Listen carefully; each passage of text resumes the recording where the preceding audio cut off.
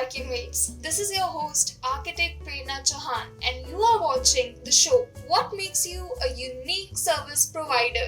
So today we have with us Mr. Basant Yadav, and we are going to ask him what makes him a unique service provider. Hello Basant sir, how are you? Very fine. You? I'm also fine sir. Sir, tell a bit to our audience about your family background, your education and your hometown. हाय, मैं बसंत यादव, वाराणसी में मेरी पैदाइश हुई है। वाह, वाराणसी जी। और वहीं से हमने स्कूलिंग की है, प्लस 2 तक वहीं की है, देन इंजीनियरिंग लखनऊ से की है। ओके। एंड ड्यूरिंग इंजीनियरिंग ही I was selected to Larsen and Toubro Limited campus interview. Oh wow, Larsen and Toubro is a very big name and you were selected. Yes. तो वहाँ से आपका journey start हुआ। Okay. तो sir education engineering करने के बाद आपने उसमें जॉब ज्वाइन किया, तो आपका रोल क्या होता था? What was your role in that job? Starting में वहाँ पे I joined as a TT training. Okay. 6 महीने की ट्रेनिंग वहाँ पे होती है। तो वहाँ पे जो ट्रेनिंग होती है वो इंजीनियरिंग बेस्ड ट्रेनिंग है, मतलब बहुत ही ज़्यादा, अगर वो चाहे तो 24 आवर भी मतलब वहाँ पे काम कराते थे। ऐसा नहीं कि वो ज़्यादा काम लेते थे, एक्चुअली कम टाइम में ज़्यादा इंजीनियरिंग एक्सपोजर देने की कोशिश करते थे कि जल्दी से जल्दी ग्रूम हो जाए। ट्रेनिंग आपकी बहुत अच्छी हुई है। बहुत अच्छी। आई थैंक गॉड कि मुझे ऐसी ट्रेनिंग मिली। तो सर करंटली आपका स्पेशलाइजेशन क्या है? So what makes you a unique service provider? आप अभी कौन सी सर्विसेज प्रोवाइड करते हैं? ये एक्चुअली बड़ा इंटरेस्टिंग ये है कि हमने जो इंजीनियरिंग है, बेसिकली मैं सिविल इंजीनियर हूँ। ओके। तो सिविल इंजीनियरिंग बहुत वास्ट इंजीनियरिंग है, उसमें बहुत सारे उसमें सब्जेक्ट्स ऐड होते जाते हैं। वैसे लगता है कि ये सबसे ओल्ड इंजीनियरिंग है और इससे बड़ी सबसे आसान इंजीनियरिंग है, बट ये ट्रू नहीं है। It's a difficult and versatile engineering. बहुत ज़्यादा है। और सिविल इंजीनियरिंग से ही ये आर्किटेक्चर भी वहीं से आया, बड़ा होता है। तो पहले मैं सिविल इंजीनियरिंग में स्ट्रक्चर और ये जितने भी इनिशिएट होते हैं जब projects after planning drawing final हो जाता है, वहाँ से फिर हम लोग ग्राउंड पे जो करते हैं अप टू स्ट्रक्चर तक स्टार्टिंग हमने वो किया 2 साल तक, डे नाइट। भारत पेट्रोलियम में हमने काम किया है। भारत पेट्रोलियम में आपने काम किया? एलएनटी के थ्रू नोएडा में। देन फिर वहाँ से हमने डीडीए बसंत कुंज में वहाँ पे काम किया। ओके। मेट्रो रेल का जब काम चल रहा था डीएमआरसी, उसमें काम किया। ओके। 2 साल में हमने 4-5 प्रोजेक्ट्स पे काम किया। ये मोजर बियर फैक्ट्री जो सीडी जाती है, उसकी फैक्ट्री फर्स्ट इंडिया में जो लगी थी, उसमें हमने काम किया। फर्स्ट फैक्ट्री मोजर बियर और नोएडा में है, और उसमें हम लोगों ने टीम अवार्ड भी जीता। इतना मतलब नेशनल लेवल। किस साल की बात है? व्हिच ईयर वाज ये? 2000 से 2002 तक की बात है। Okay, so we are talking nearly 20 years back, the success stories. Yes sir. So then how you shifted from proper construction civil engineering to providing services like electrical or plumbing or MEP services? How you shifted yourself from construction to this field? ये थोड़ी situational story है। Actually ये as a punishment मुझे मिला था ये engineering या ये field. Okay, as a punishment. हाँ, तो दिस मस्ट बी जलंधर में एक प्रोजेक्ट था एलएनटी का। हाँ जी। Name is Punjab institute medical science, PIMS के नाम से आज जाना जाता है। Okay, PIMS. वो 500 बेड का हॉस्पिटल और मेडिकल कॉलेज, पंजाब का सबसे बड़ा हॉस्पिटल आज भी है। The biggest hospital in Punjab. वो हम डीडीए बसंत कुंज में काम कर रहे थे, वहाँ पे वो काम किसी कारणवश लीगल एस्पेक्ट में आके वो बंद हो गया। ओके। वहाँ पे सारे स्टाफ सरप्लस हो गए, तो हम लोग को विदाउट रिक्वायरमेंट के जगह साइट पे एडजस्ट करने के लिए ट्रांसफर कर दिया गया। ट्रांसफर हो गया। जब वहाँ पे हम गए तो वहाँ के जो प्रोजेक्ट हेड थे वो हमें एक्सेप्ट नहीं किए, कि हमने तो बुलाया नहीं, तो हमें नहीं चाहिए, तो आप वापस चले जाइए। बट मैनेजमेंट ने बोला कि हमने भेजा है तो आप वहीं पे रुकिए। फिर उन्होंने एज ए पनिशमेंट मुझे जो है एमएपी की सारी ड्राइंग्स उन्होंने मुझे दे दी और बोले कि आप ये कर सकते तो करो, अदरवाइज चले जाओ। सो एक चैलेंज आपको थ्रो किया गया, चैलेंज थ्रो किया गया। जाने अनजाने में मतलब एक अच्छी अपॉर्चुनिटी ग्रैब करने का वो था, तो बहुत सोचने के बाद 2-3 और फैमिली से बात करने के बाद कैसा सीन है, क्या करें, तो उन्होंने बोला देख लो जो करना है। तो फैमिली बैकग्राउंड हमारी ऐसी थी कि हम वापस नहीं जा सकते थे।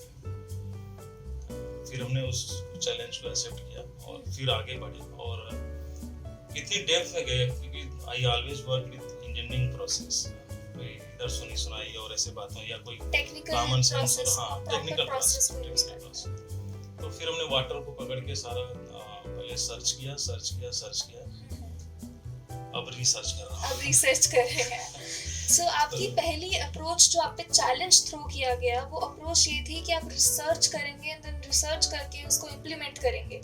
तो आपका अप्रोच अच्छा लगा मुझे कि आप सर्च कर रहे हैं उस पे। नहीं, ओवरऑल मैनेजमेंट प्रोजेक्ट हेड जो वहाँ पे थे वो ऐसे कि अगर इसको हम सर्विसेज दे देंगे, क्योंकि एलएनटी का कोई प्रोजेक्ट वो करोड़ में होते थे, उसमें 80 करोड़ का प्रोजेक्ट था। ओके, 80 तो करोड़। उसमें सर्विसेज जो था वो करीब 15 करोड़ के आसपास था। ओके। तो वो कोई इस तरह का ऐसा छोटा मोटा नहीं रहता, उसमें सारे चैलेंजेस बहुत रहते हैं सर। तो उनको ये था कि 101% वो श्योर थे कि वापस चला जाएगा।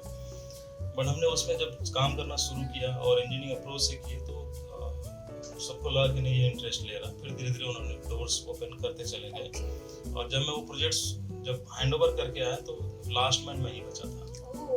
जब गवर्नमेंट को last standing man in the projects in the project, October 2006 तक। Okay. So this is an inspiring story sir actually, because मेरा ये मानना है कि when an opportunity knocks your door, then you should grab the opportunity. You should not wait for or you should not think like हमें ये शायद नहीं आता है, we are not qualified or maybe we have no experience for this. You should grab the opportunity and do your best. So that is what you did. मेरा एक ही thought रहता है, ऑलवेज रहता है कि जैसे हमने इंजीनियरिंग किया है तो आपको कोई भी वर्क है जो सामने आएगा उसको अपने इंजीनियरिंग बेस से ही देखना है।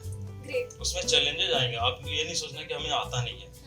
तो इंजीनियरिंग तो आपने किया, आपने पूरे प्रोसेस से तो आप गुजरे ही हैं।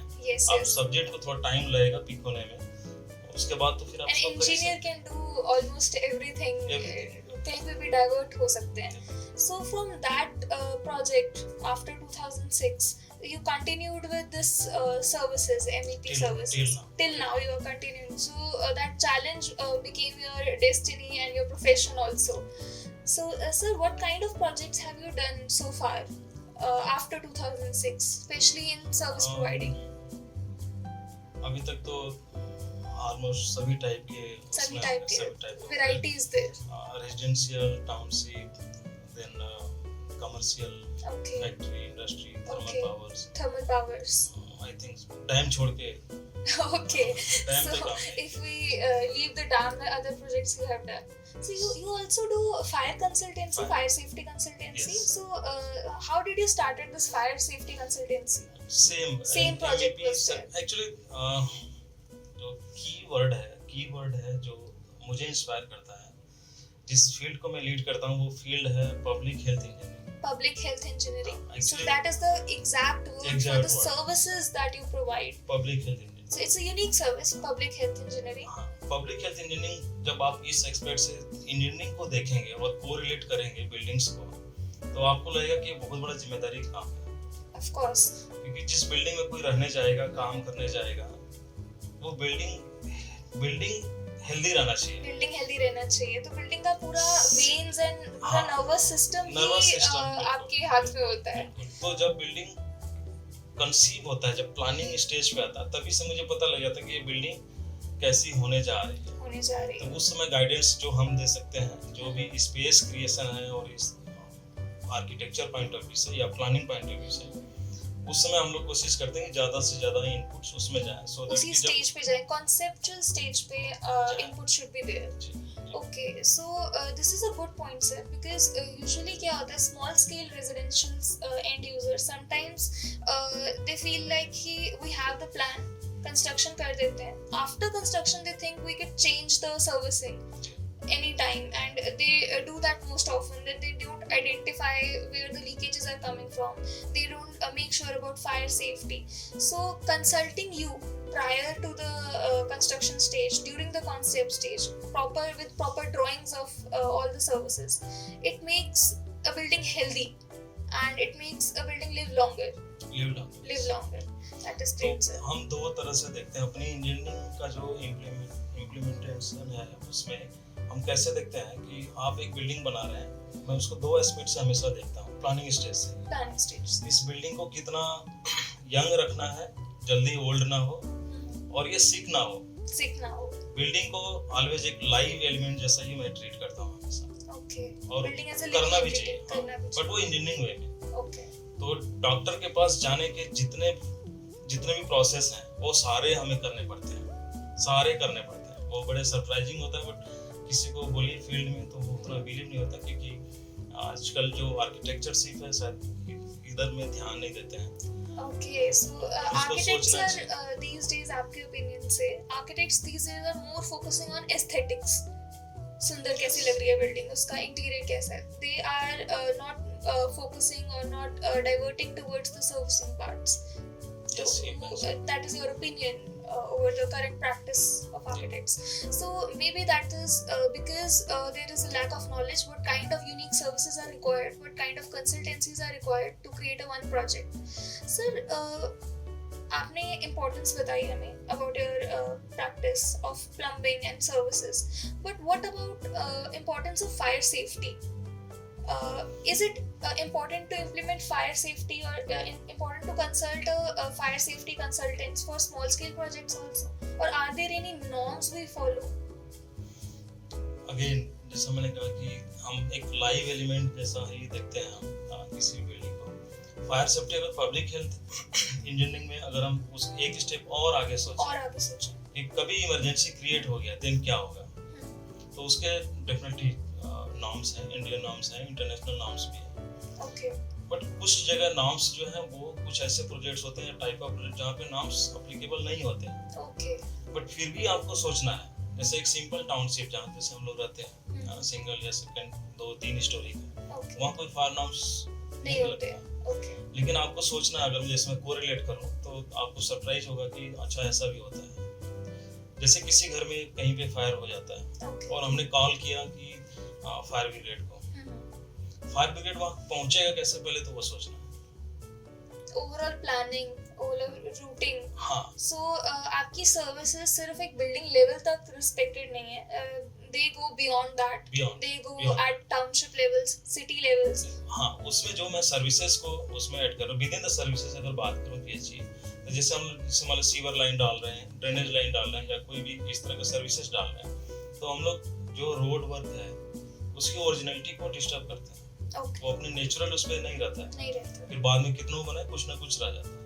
तो फायर टेंडर जब मूव करता है तो हमें ये चीज देखना होता है कि जो हमने प्लेस किया है सर्विसेज को, मैन होल्स या ये सब चैम्बर्स वगैरह या पाइपलाइन, फायर टेंडर आएगा तो उसके साथ इससे क्या बिहेवियर होने वाला है, वो एक्सेसिबल है, वो इंजीनियरिंग से बियॉन्ड है। That is beyond it. That is more into planning. हाँ, more into planning। और समझना है एक आर्किटेक्ट या प्लानर को ये चीज समझनी है कि किसी भी बिल्डिंग के एक हेल्दी और अच्छी बिल्डिंग या प्रोजेक्ट्स के क्या क्या रिक्वायरमेंट्स हैं। यहीं पे हम लाइक कर जाते हैं, industry most of the architect वो लाइक कर जाते हैं, क्योंकि जल्दी हर चीज जल्दी उसके चक्कर में ये सारी चीजें हो रही हैं। So due to the speed up process वो लैक कर जाते हैं डिटेल्स एंड टेक्निकलिटीज के ऊपर। Sir, as per your services, public health engineering, and we go one step further for fire safety. So what is the nature of your job? Is it more site based, or is it more based on office, or based on creating drawings like service drawings etc.? ये दोनों type का ही है, दोनों में दोनों जगह ज्यादा ही देना पड़ता है। जैसे अगर हम साइट पे जाके सिर्फ ऐसे ही हम लोग एक्सप्लेन करेंगे तो बोलेंगे आप ड्राइंग दे दीजिए, जब ड्राइंग देते हैं तो वो समझ नहीं आता है। Okay, so you correlate with architects and then you solve the drawings. Okay. और इंजीनियरिंग जो हम लोग इंजीनियरिंग देते हैं, पब्लिक हेल्थ इंजीनियरिंग, ये काफी कुछ प्रैक्टिकल भी रहता है, लेकिन उसके पीछे वास्ट इंजीनियरिंग है, हैवी इंजीनियरिंग है, लेकिन वो जब प्रैक्टिकल ग्राउंड पे आते हैं तो लगता है बड़ा इजी है। तो उस इंजीनियरिंग प्रोसेस के साथ वर्कर्स या जो टेक्निकल या एग्जीक्यूशन उसको हम वहाँ पे प्लेस करना वो एक बड़ा चैलेंज है। Okay. जब ये सारी चीज सब कुछ अपने 100% या 90% उसमें जाते हैं, 90% प्लस में ही जब सब कुछ प्लेस्ड होता है, तभी हम कहते हैं कि ये बिल्डिंग जो है healthy fit and it is a healthy building. Otherwise most of the building in my opinion sick buildings. So our audience are mostly like from this field of space creation. There are architects and engineers, so there must be inspiring architects and inspiring engineers also. So is there any message you want to convey to them about the young professionals coming into the field of engineering or coming into the field of public health engineering, or even to architects in general? If you have any message to convey to them, kindly you can. मेरा message यही है कि जब भी आप किसी project पे काम करें तो पूरी सब्जेक्ट मतलब समझते हुए कि हम क्या करने जा रहे हैं, सबसे पहले वो समझिए उसको, उसके क्या क्या बेसिक रिक्वायरमेंट्स हैं पहले उसको समझे, सारी जब इंजीनियरिंग रिक्वायरमेंट उसकी पूरी हो जाए फिर ऑर्नामेंटल और आर्किटेक्चरशिप जो है उस पर फिर आप काम करें और सभी को स्पेस दें आप, स्पेस इन द सेंस कि सभी की अपनी इंपॉर्टेंस है, हर एक इंजीनियर की इंपॉर्टेंस है, उसको आप उसमें इन्वॉल्व करें, किसी को लेटर स्टेज पे नहीं छोड़ना है, टाइम ज़्यादा से ज़्यादा टाइम प्लानिंग पे दें, construction one of the part है, अगर 2 साल का प्रोजेक्ट है तो साल भर आप प्लानिंग पे दीजिए, साल भर प्लानिंग पे दीजिए, साल भर में प्रोजेक्ट अपने आप कंप्लीट हो जाएगा.